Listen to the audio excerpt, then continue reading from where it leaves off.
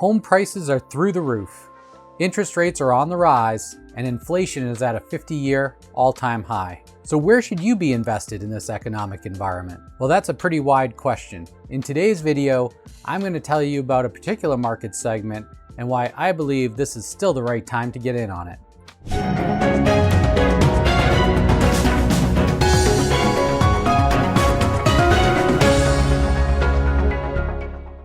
With home prices at an all-time high, interest rates on the rise, and inflation running rampant, many people are thinking this is exactly the wrong time to get into real estate investing. Many of us think back to the Great Recession of 2008. At that time, everybody remembers home prices coming crashing down from their all-time highs.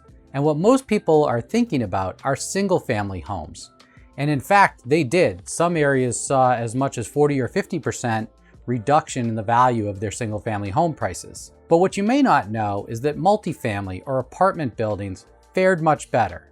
They certainly had a decline, and it differed by area, but not nearly as steep as single-family home prices, and they actually fared better than the S&P 500 as well. So how can that be? Why is it that single-family homes can fall in value so drastically, yet multifamily homes don't fall as fast? And the answer is because they're two very different types of assets, and how they're valued is completely different. First, let's look at single-family homes. Single-family homes are based on comparable sales. That means that the value of a particular house is based on what a house very much like it sold in nearby and what somebody was willing to pay for that. It's called comparable sales. You'll often see an appraisal of a single family home will pick off similar sales of similar properties nearby. The appraiser will make adjustments for the number of square footage, the age of the home, the number of bedrooms, bathrooms, etc. And the goal is to determine what the current property being valued is worth based on how much the others have sold for if they were actually the exact same house. So as houses around each other sell, the value goes up and down based on what somebody's willing to pay for it. If that goes up, the value goes up. If that goes down, the value goes down. And there really is no backstop. It all comes down to how many buyers are out there and how many houses are out there, and that's going to determine what the market value of a single family home is.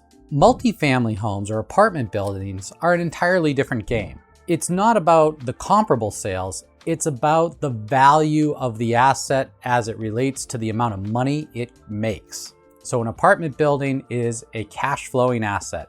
There are rents collected, expenses paid, and profit generated. It is that profit that it generates why investors will want to purchase that asset and how much they're willing to pay for it. That is called a market cap rate or a market factor. Essentially, the value of the property is equal to the net operating income, which is the amount of money the property makes, divided by the cap rate. For instance, a property that makes $100,000 in net operating income a year has a value of $2 million with a market cap rate of 5%. Now, the market cap rate is going to be different in each location, and essentially it tracks similar to interest rates. And we'll talk more about that in a different video. So as long as your apartment buildings are making money, there is value there, and buyers are willing to pay for the income that that property can generate. Even if the market cap rate goes up, which means the value's going down, even in that situation, you can impact the value by creating more income. For instance, by increasing rent, you can create more net income. That net income drives the value higher. For apartment buildings, there's a natural backstop and ability to affect the value of the property. So unlike single family homes that have no backstop and they can simply plummet, apartment buildings' value can be driven based on keeping your rents and income high. And in fact, a lot of times when the market cap rate is working against you, there are other factors that are improving the value based on increased rents and income. If you like the idea of owning assets that are far less volatile than the stock market or single family homes, then I would suggest you consider apartment buildings. You can learn about group investing of apartment buildings with as little as $50,000 and no work to do. If you're interested in learning more, visit my website, spireinvestmentproperties.com, And you'll be able to see more informational video about how this works, as well as be able to join my investor group so you can be notified when we have our next investment opportunity for you.